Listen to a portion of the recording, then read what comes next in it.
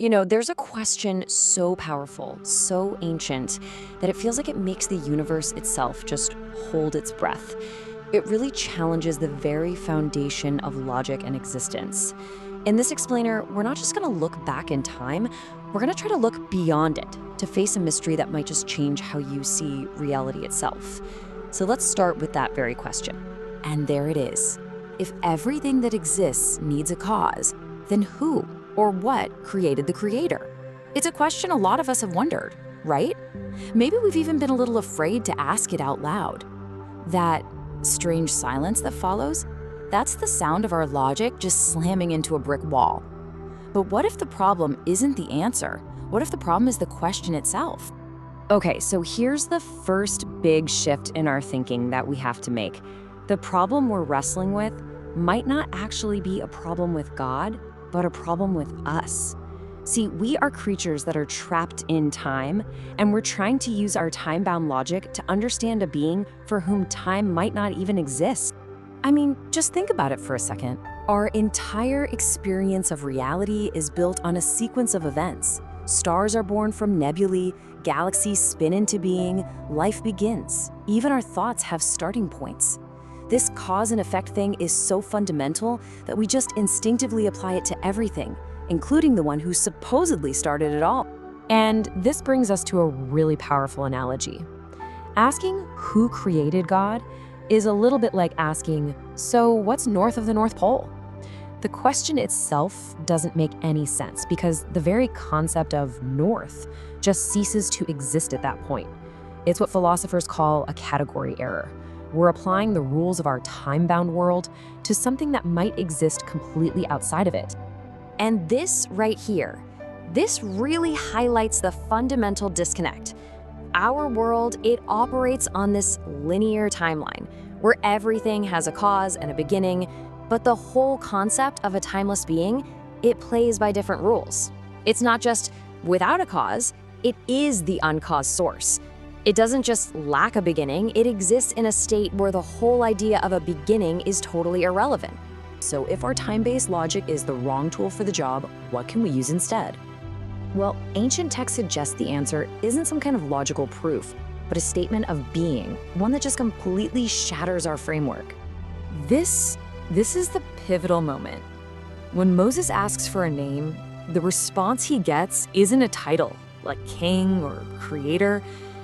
The response is a declaration of pure, simple existence. And notice, it's not I was or I will be. It is simply I am. It's a name that exists outside the ticking clock of our universe, a statement of a presence that never started and, well, will never end. This state of being is what theologians often call the eternal now. It's a tricky concept to wrap your head around, I know, but imagine this. It's not an infinitely long timeline stretching forever.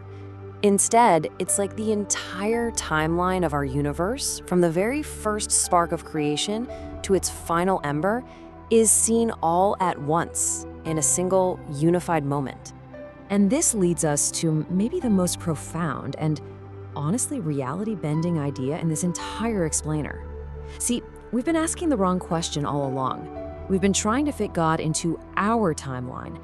But what if it's the other way around? This is us, right? We experience life as a linear journey.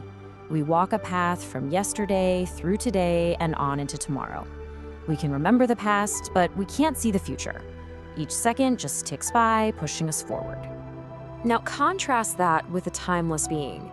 It isn't walking the path with us. It is already at the beginning, the middle, and the end, all at the same time.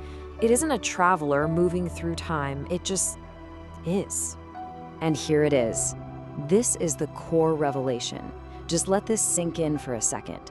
God doesn't exist in time. Time exists in God. Our whole universe, our entire timeline from beginning to end, is a construct contained within this bigger, timeless reality. So this completely reframes the relationship. God isn't a character in the story of the universe. God is the author of the story. And that's why you see terms like Alpha and Omega, the beginning and the end. They aren't literal points on a timeline for this being. They're metaphors to help our tiny minds grasp a concept that's, well, ungraspable. This leads to a pretty staggering conclusion. Time itself is a created thing. An idea that, funnily enough, kind of parallels modern physics, where theories like the Big Bang suggest that time and space actually began together. So, have we solved the paradox? Well, in one sense, yeah. This is a classic theological answer to that age-old question. But it also unlocks a door to an even deeper mystery. Because if time itself had a beginning, then we have to ask an even more mind-bending question. The state before creation is described not as some kind of emptiness or loneliness, but as a silent completeness. Imagine a master artist just looking at a blank canvas. They're not lacking anything. They're filled with the infinite potential of everything that could ever be. A state of pure potential-filled being. And so we end with a brand new question. If time itself is part of creation, what does the word before even mean in that context? Answering the paradox of God's origin just leads us to an even deeper mystery, one that pushes our imagination to its absolute limit and leaves us just staring into the nature of eternity itself.